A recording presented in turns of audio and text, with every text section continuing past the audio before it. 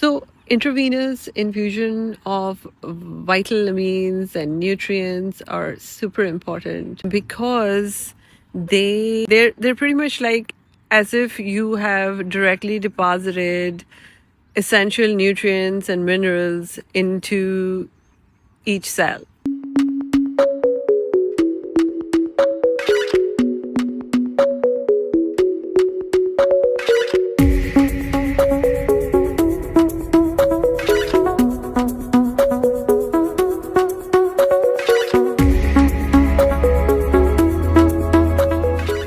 Hi, how are you? New York, so this is like you can see some boats, I guess. Okay. Anyway, happy weekend. Check out the ambiance of this beautiful town in Mamaroneck. What do you mean with your quote, beauty is just the tip of the iceberg?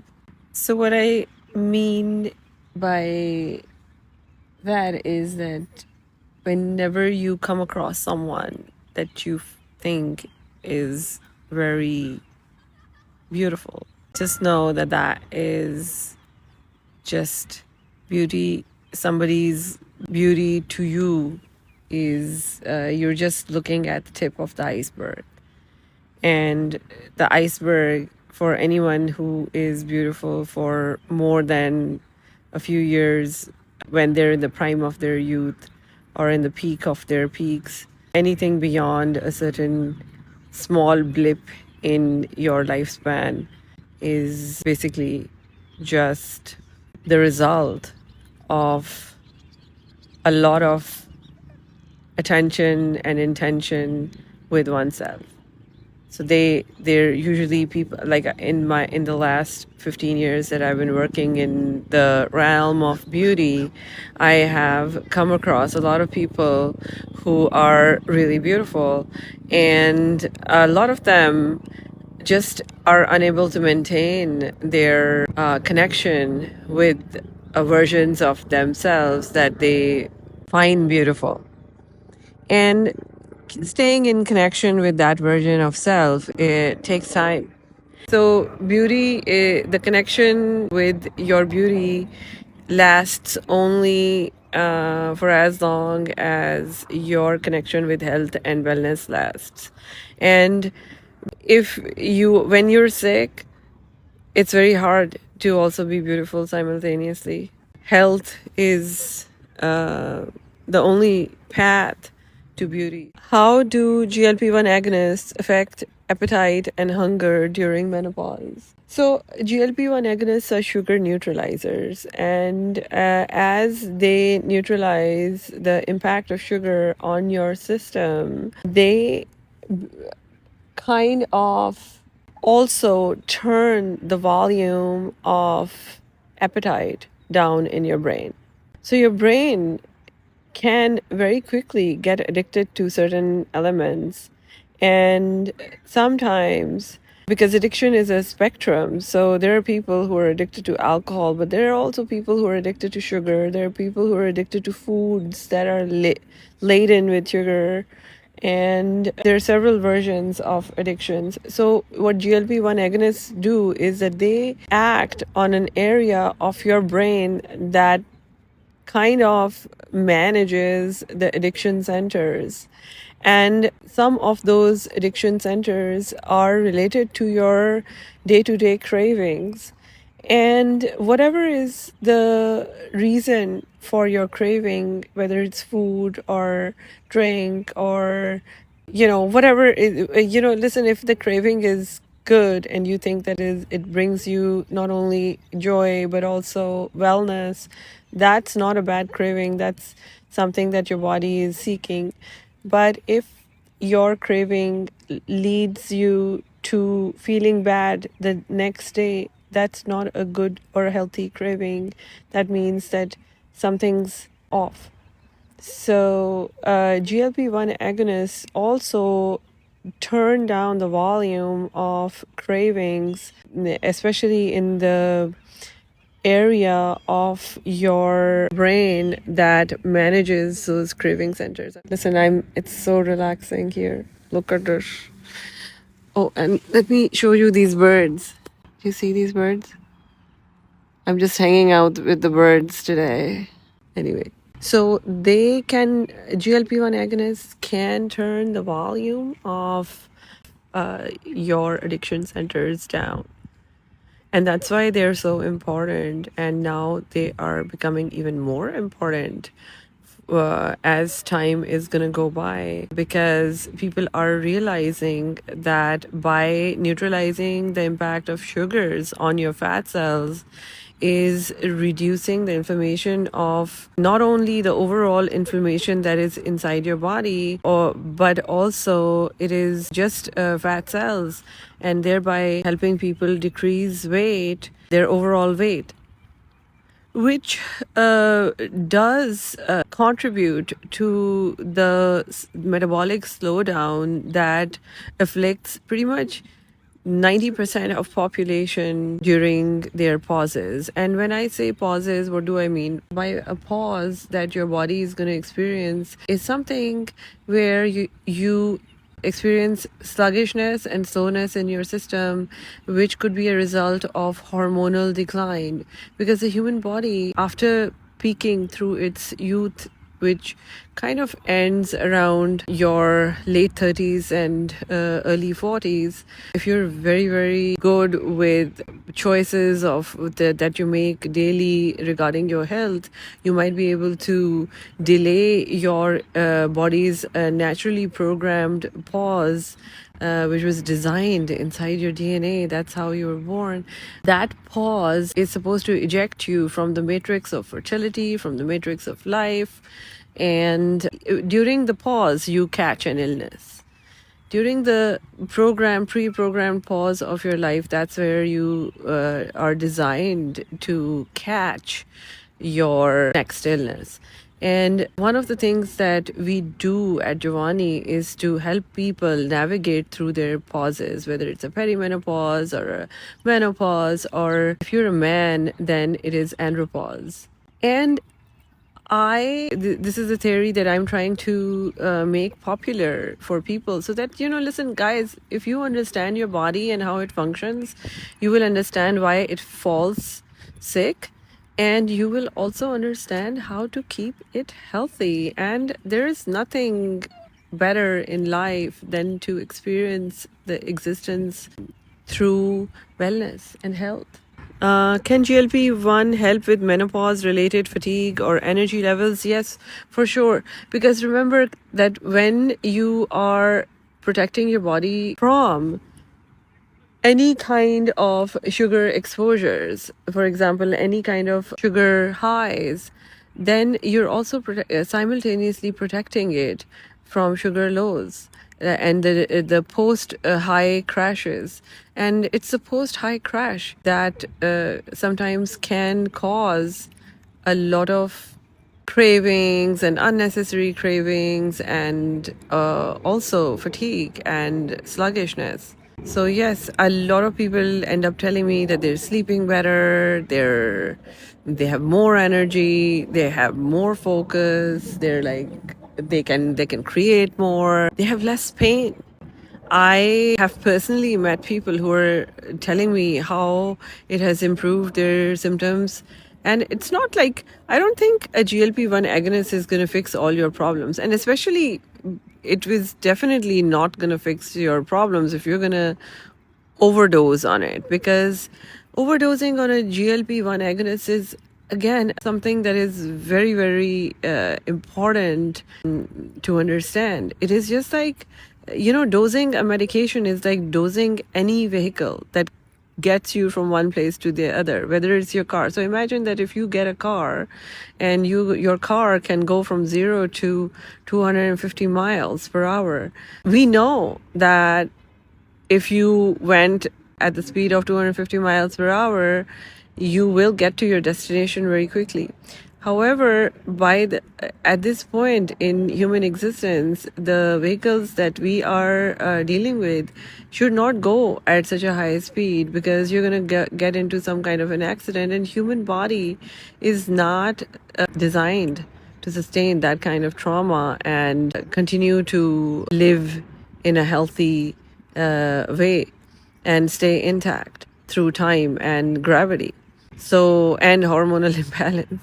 So, yes, for sure, I would say that just like when you're driving from one point A to point B, you're not gonna basically increase your speed unnecessarily, endangering your life. Similarly, when you're on a GLP-1 agonist, please do not increase the dosages, especially if nobody's there to monitor your dosages.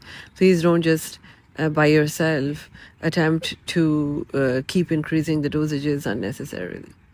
That's all.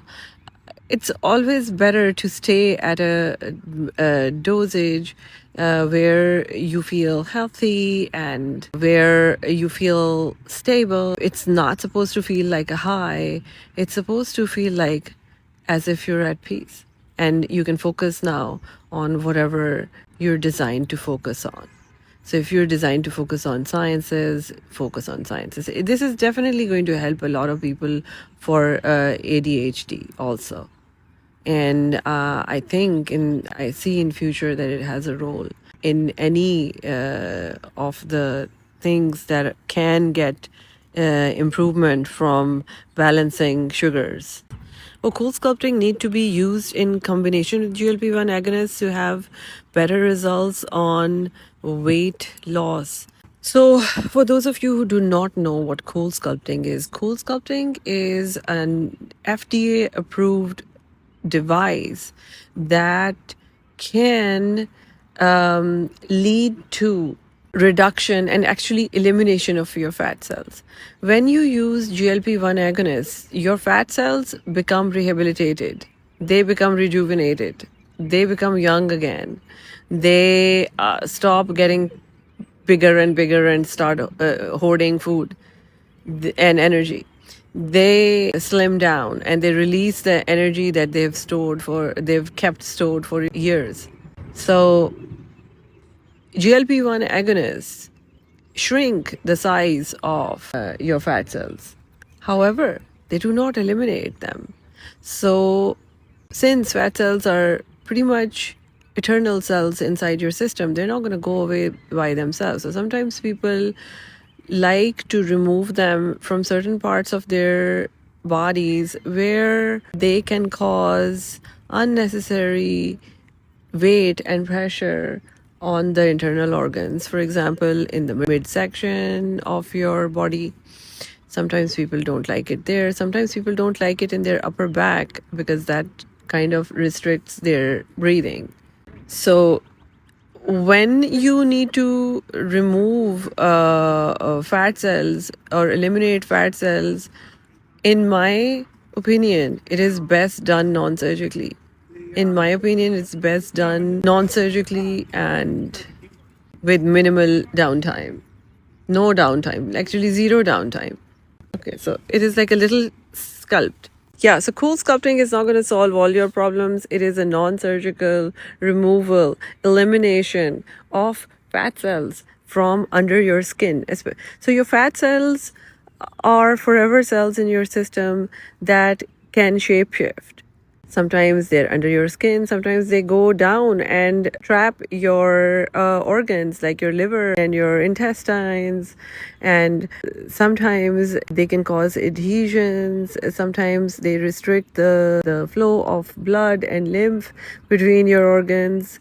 So yeah, I mean, they can be padding also, but sometimes not all fat is good fat. And by the way, when your cardiologist checks you for cholesterol, guess what? What's happening there? So your cardiologist, when he is checking your bloodstream for cholesterol, what is he checking? He's checking the poop of your fat cells. I think cardiologists have to explain what is cholesterol? Cholesterol is like the poop of your fat cells. That's how we know how abnormal your fat cells are. And not all cells are bad. Not all fat cells are bad. Some are good and useful, and they carry nutrients and protect them and carry them to the end organs and even the farthest away organs like your skin. For example, the collagen that is the underlining of your skin is pretty much made up with some of the best form of fat cells, hyaluronic acid. It's pretty much like this inner padding.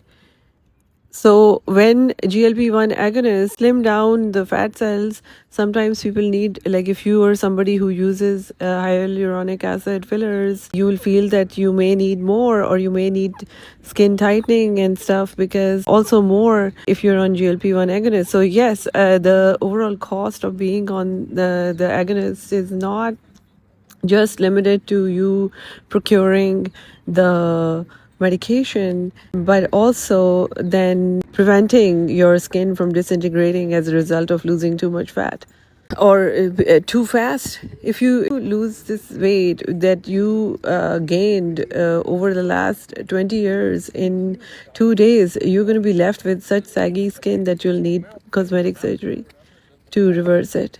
So yes, cool sculpting need to be used in combination with GLP-1 agonists to have better results on weight loss. I think it is not just better results, but it is also like longer lasting results. And it is also the case that this is how you kind of, if you're somebody who's seeking body transformation, for instance, you don't have to get to that point in 2 days. Please, what is the rush?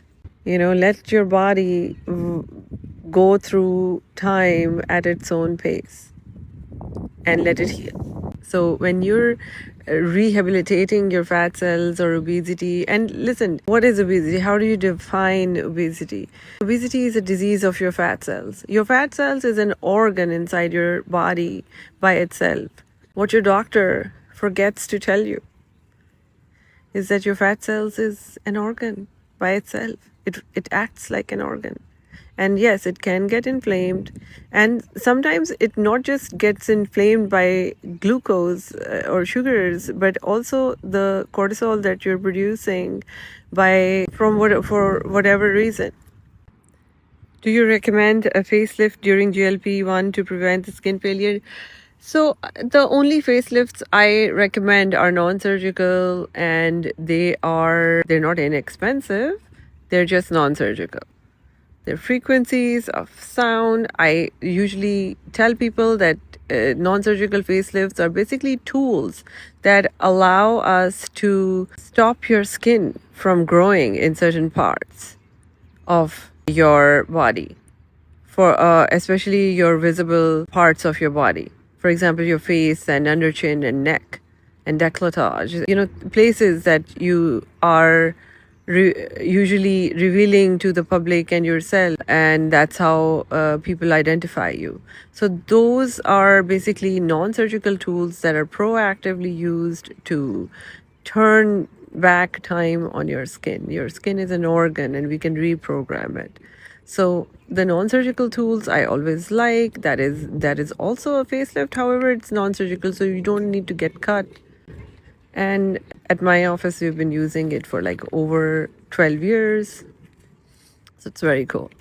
And that tool is called L-Therapy. It is by a company called Merz Aesthetics. It's a German company. It has several competitors across the world. However, I've actually tried some of them, but I think it has worldwide patents and nobody really has it. So it's like a very, people who are in the realm of beauty know, and those who know. And not only L-Therapy is done on just the face and neck, but actually the world's best models and the longest lasting models and celebrities are using it on their entire body. Like their entire bodies are routinely tightened. Definitely, if you are quickly losing weight, please make sure that you are tightening your skin, because that is going to help you not need a surgical facelift. Because remember, when your skin grows beyond a certain point, it loses elasticity and it loses its grip over things. And your skin grows all your life, just like your hair. Your hair is nothing but an extension of your skin. And one of the things that I always love to talk about is that during GLP-1 agonist treatment, some of the concurring adjustments in your cost, you must consider also the fact that you'll need all these nutrients and antioxidants that you'll have to place inside your system so that your hair doesn't fall out as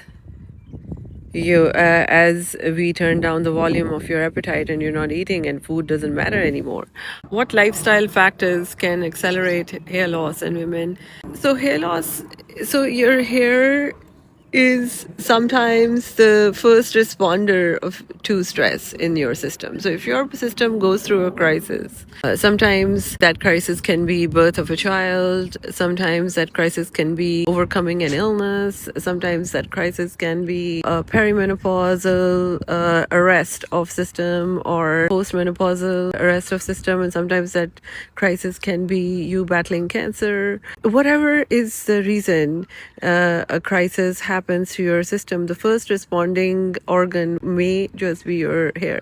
So hair loss is a very, very quick indicator of something seriously going on in your system. And sometimes people ask me that, is this the reason that men lose hair faster? Yes, that's my hypothesis.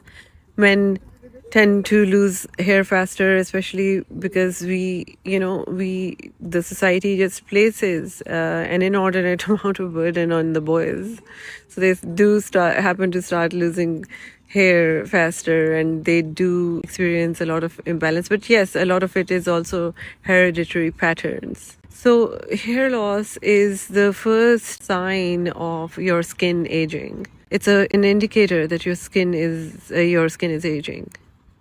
Your brain is aging. You're maturing. So what lifestyle can accelerate hair loss in women? Crises, lack of sleep. And sometimes when you're trying to lose weight and you're on some dumbass diet that is not, that's depriving your system from some essential nutrients, you're going to lose hair. Can emotional stress really make your hair fall out? Yes, 100%. Yes, because remember, stress is stress. Your brain doesn't care what is the cause of the stress. Your system will release this hormone called cortisol, which acts like steroid. It's a fight or flight response. So, oh my God, look at this. Look at the birds. Ooh, nice. Oh, look at this.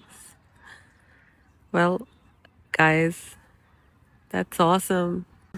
How do IV infusions support hair health and potentially reduce hair loss?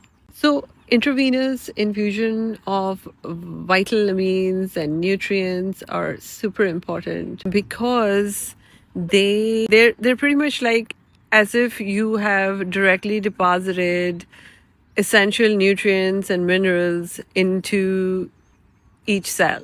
So, and because the skin is the farthest organ from your gut, most of the times some of the most important nutrients just can never make it to your skin. So when you place these nutrients, especially the water soluble ones, in the infusion, they just get to the end organ without getting destroyed.